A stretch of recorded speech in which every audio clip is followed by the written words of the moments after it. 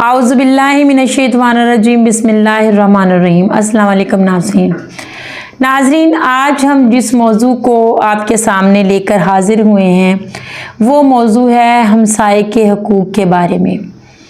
इस्लाम ने हमें हमसाये के क्या हकूक़ बताए हैं और हकूक़ अदा ना करने पर इसकी क्या अज़ाब बताया है, और इसके अलावा हमसे कहाँ कोताहियाँ होती हैं हमसाये के हकूक़ के बारे में, उनके फ़राइज़ के बारे में। तो इस मौजू पर आज हम गुफ्तगू करेंगे।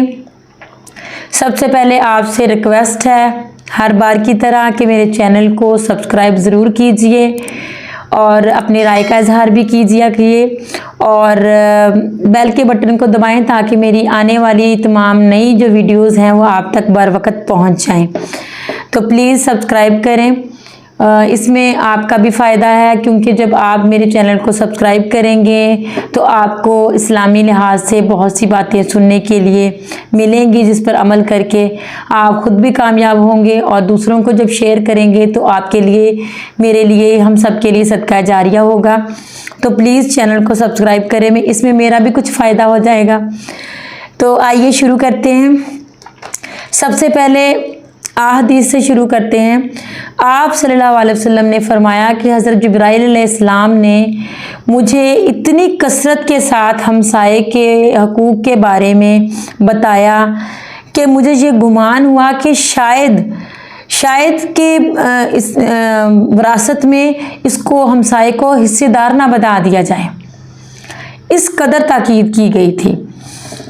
तो हमसाये के हकूक़ जो हैं वो कुछ लोग तो जानते हैं काफ़ी हद तक, कुछ हकूक़ ऐसे हैं जो हमें मालूम नहीं है, पता नहीं है, या फिर हमें पता है और हम उनको अदा नहीं करते हैं। तो हमसाये के हकूक़ के बारे में सबसे पहले मैं आपको ये बताऊं कि हमसाये के हकूक़ हमारे रिश्तेदारों से, हमारे दोस्त अहबाब से ज़्यादा होते हैं क्योंकि ये लोग दूर होते हैं हमसे, और हमसाया जो है ख़ासकर वो हमसाया जिसकी दीवार हमारी दीवार के साथ होती है, तो उसके हकूक़ इन सब लोगों से ज़्यादा हैं, उसका हक़ हम पर सबसे ज़्यादा बनता है। अब बात आ जाती है कि अगर हमसाया गैर मुस्लिम है, अगर हमसाया गैर मुस्लिम है फिर भी एक इंसानियत के नाते और एक हमसाया होने के नाते भी उसके बहुत से हकूक़ हैं। अगर वो हमसाया मुसलमान है तो फिर उसका हक़ और बढ़ जाता है, और अगर वो हमारा रिश्तेदार भी है तो फिर उसका हक़ और ज़्यादा बढ़ जाता है। तो इसके भी दर्जात हैं। तो हमसाया जो है वो खा कोई भी हो, उसके हकूक़ तो बहरहाल हैं और बहुत ज़्यादा हैं। आप सल्लल्लाहु अलैहि वसल्लम ने फरमाया कि जो शख्स खाना पेट भर कर खाए और रात गुजारे बड़े आराम से, वो ये बात जानता हो कि उसका हमसाया जो वो तकलीफ़ में है, भूखा है, तो हजूर ने फरमाया कि मुझे वो शख्स मानता ही नहीं है, उसका मुझ पर ईमान ही नहीं है कि अगर वो खुद पेट भर कर सो जाए और उसका हमसाया भूखा सोए।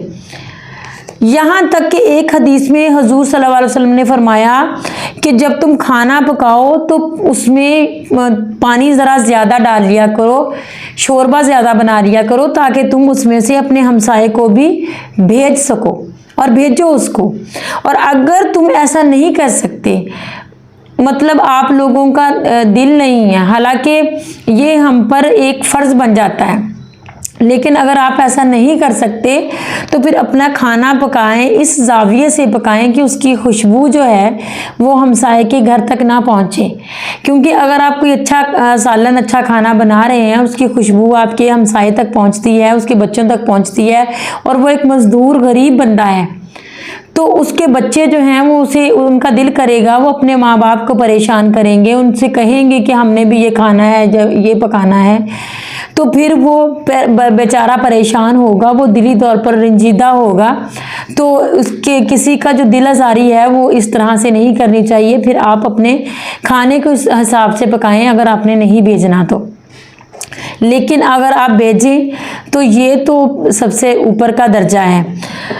तो हमें कोशिश ये करनी चाहिए कि अगर हम अच्छी चीज़ बना रहे हैं, और बाज़ औक़ात लोग ये कहते हैं कि जैसे हम हैं ठीक है अपने घर में, कोई अल्लाह ने बहुत रिज़्क दिया हुआ है और हमारे साथ वाले भी हमसे भी अच्छे हैं और इधर के साथ वाले वो हमसे भी अच्छे हैं, तो उनको ज़रूरत नहीं है भेजने की। हमसाया हमसाया होता है, वो उसको ज़रूरत नहीं भी है, तब भी आप अगर अच्छी चीज़ बनाते हैं तो उसको तोहफ़ा दन ज़रूर भेजें। ये आपका फ़र्ज़ बनता है और ये हक़ है हमसाए का। इसी तरह से आप सल्लल्लाहु अलैहि वसल्लम ने फरमाया कि हमसाए पर जो इतने सारे हकूक़ हैं वो इतने ज़्यादा हैं कि अगर गिनवाए जाएं तो वो ख़त्म नहीं होते हैं। एक सहाबी जो हैं उन्होंने आप सल्लल्लाहु अलैहि वसल्लम से हमसाए के हकूक़ के बारे में पूछा कि हमसाए के क्या हकूक़ हैं। तो आपने जो हमसाए के हकूक़ तो बहुत ज़्यादा हैं, छोटी छोटी बात पर हैं, लेकिन आपने जो मेन बताए, आपने फरमाया कि जब तुम्हारा पड़ोसी मोहताज हो, उसको ज़रूरत हो किसी चीज़ की, तो उसकी ज़रूरत को पूरा करो। अगर तुम्हारे इख्तियार में है, अल्लाह पाक ने तुम्हें इतना दिया है, तो उसकी ज़रूरत को पूरा करो। जब वो बीमार हो तो उसकी तमादारी करो, जाकर उसका हाल पूछो, उसकी तमादारी करो, ये भी हम पर फ़र्ज़ है। और जब वो मर जाए तो उसके जनाजे में जाओ, और जब वो कर्ज़ मांगे तो उसको कर्ज़ दो। अब ये कर्ज़ जो है, इसका देना जो है, वो जो सदका हम देते हैं, जो हम खैरात करते हैं, इसका दर्जा और इसकी फजीलत और इसका सवाब जो है कर्ज़ देने का, वो खैरात और सदक़े से भी ज़्यादा है। वो क्यों ज़्यादा है ये मैं आपको समझाती हूँ। क्योंकि जब हम सदका या खैरात दे रहे हैं तो वो हम अपनी मर्ज़ी से किसी को दे रहे हैं। वो ज़रूरत थी हमें, हमने देना था, वो हम अपनी मर्ज़ी से किसी को दे रहे हैं। हमें पता है ये फ़लाँ बंदा जो है ये गरीब है, ज़रूरतमंद है, तो इसको हम दे देते हैं। उसने हमसे मांगा नहीं है। अब वल्लाह आलम उसको उस वक़्त ज़रूरत है या नहीं है, नहीं भी होगी तो वो तब भी ले लेगा। लेकिन जो कर्ज़ है वो जब कोई मांगता है और हमसाया मांगता है तो वो ज़रूरत के तहत मांगता है, उसको ज़रूरत होती है। तो कर्ज़ जब वो मांगे तो उसको कर्ज़ देना चाहिए, क्योंकि जब वो खुद मांग रहा है बेचारा तो उसको ज़्यादा ज़रूरत है, वो तो हाथ फैला रहा है ना। तो जब आप उसको देंगे, उसकी ज़रूरत पूरी हो जाएगी, तो ज़ाहिर सी बात है कि फिर उसका दर्जा भी ज़्यादा है और उसका सवाब भी ज़्यादा है।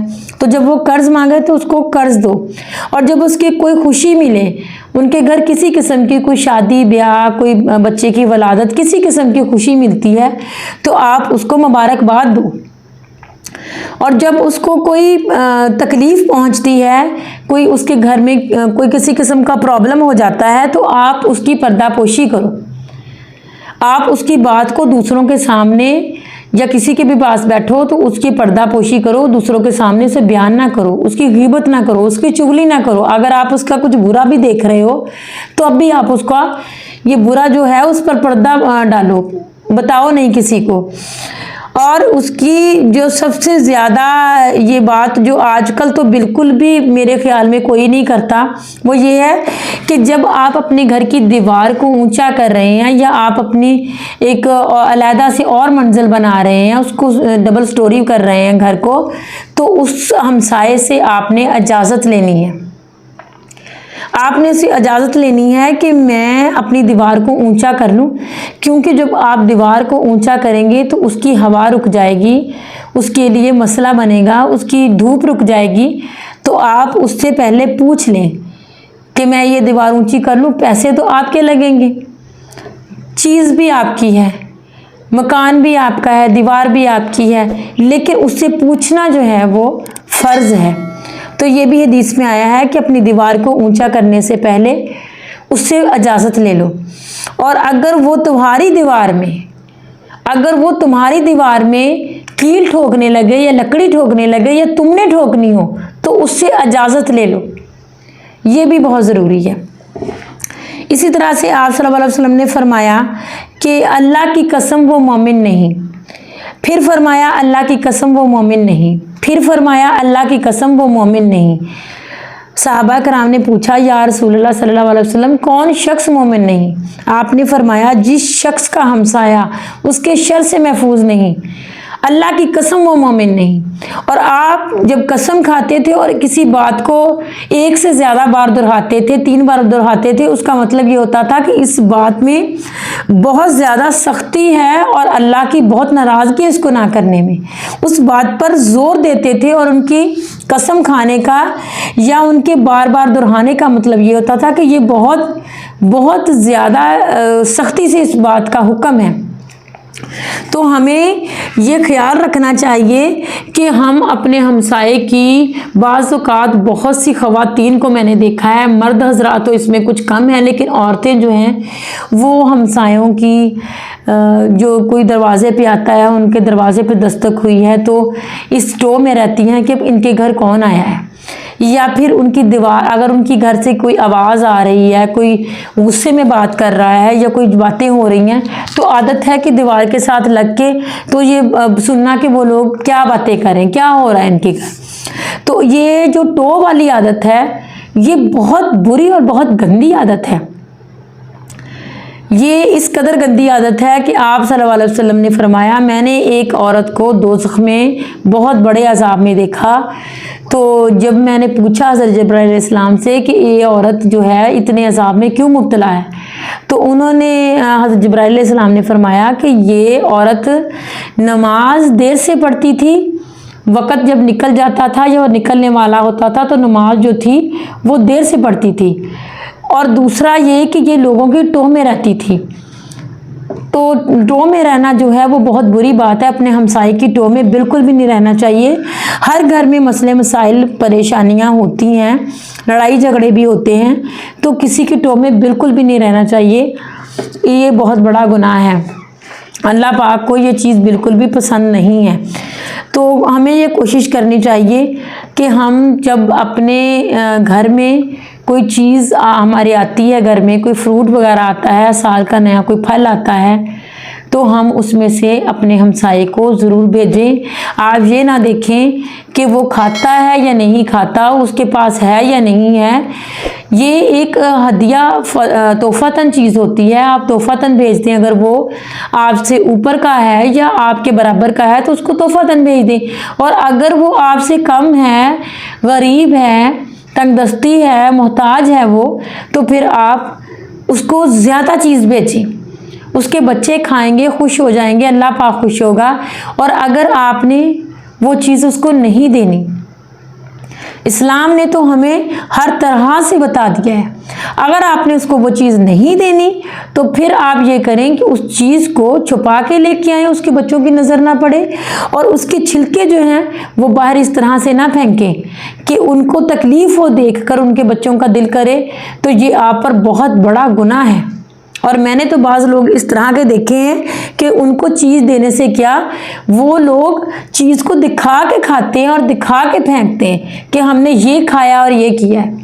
तो बहुत बड़ा सख्त गुनाह है, ये बहुत बड़ा गुनाह है ये रियायाकारी, और उस इंसान के साथ रियायाकारी करना जो इस काबिल नहीं है। तो ये बहुत बुरी बात है, कोशिश करें इससे बचें। हमसाए के इतने हकूक़ हैं, इतने हकूक़ हैं कि गिनने में नहीं आते। इसीलिए तो आपने फरमाया कि मुझे गुमान हुआ कि इसको विरासत में हिस्सेदार बना दिया जाएगा, यानी कि इस कदर हकूक़ हैं उनके। ये हमारा किसी ने पंजाबी की मिसाल है कि हमसाया माँ जाया, तो वो माँ बाप के जिस तरह हम बहन भाई होते हैं ना एक माँ बाप के, इसी हिसाब से हमसाया जो है वो हमारा बहुत करीबी भाई होता है, और उसके बहुत हकूक़ है हम पर, उन बहन भाइयों से भी ज़्यादा जो हमारे वाकई माँ जाए होते हैं, उनसे भी ज़्यादा इनके हक़ है। क्योंकि हमारी मुसीबत, परेशानी, खुशी, गमी में वो सबसे पहले आता है। उसका दरवाज़ा हमारे दरवाजे के साथ है, दीवार हमारी दीवार के साथ है, तो उसका सबसे ज़्यादा हक़ बनता है। आप ये ना देखें को मुसलमान है या गैर मुस्लिम है, आप हर तरह से कोशिश करें। अगर वो गैर मुस्लिम भी है तो आप सबसे पहले तो उसके साथ ये नेकी करें कि उसको इस्लाम की तबलीग करें, उसको इस्लाम की दावत दें, उसके दिल में आहिस्ता आहिस्ता अपनी बातों से इस्लाम के लिए कुशादगी पैदा करें, उसको बताएं। और अगर वो आपकी वजह से इस्लाम कबूल कर लेगा तो ये तो आपके लिए पता नहीं कितना बड़ा सदका जारिया बन जाएगा। और अगर वो अपने इस्लाम में, अपने मज़हब में रहना चाहता है तो फिर भी आप उसको बुरा ना जानें, आप उसके जो हकूक़ है उसके पूरे करें। ये फ़र्ज़ है हम पर, ये पूछा जाएगा हमसे। अल्लाह पाक हम सबको अपने अहकामात पर चलने की तौफीक अता फ़रमाए और कोशिश ये करें कि हम इन छोटी छोटी बातों को अपने जहन में रखें और इन पर चलें। छोटी छोटी नेकियां मिलकर बड़ी नेकियां बन जाती है। छोटी नेकी को हकीर मत जाने, छोटी नेकियां ही, पता नहीं वो कोई छोटी ही नेकी होगी जो हमें बचा लेगी और हम कब्र के अजाब से, दोज़ख के अजाब से बच जाएंगे। तो ये तो बहुत बड़ी नेकियां हैं, ये तो बहुत बड़े फ़राइज़ हैं हम पर, हमसाए के। तो अल्लाह पाक दुआ है कि हम सबको, आपको, मुझे अपने अहकामात पर चलने की तौफीक अता फ़रमाए। चैनल को सब्सक्राइब लाजमी कीजिए, वीडियो को लाजमी देखिए, अपने कमेंट्स के साथ हमें बताइए और बेल के बटन को दबाइए ताकि मेरी अगली आने वाली वीडियो जो आपको बर वक्त मिल जाए। शुक्रिया। अस्सलाम वालेकुम।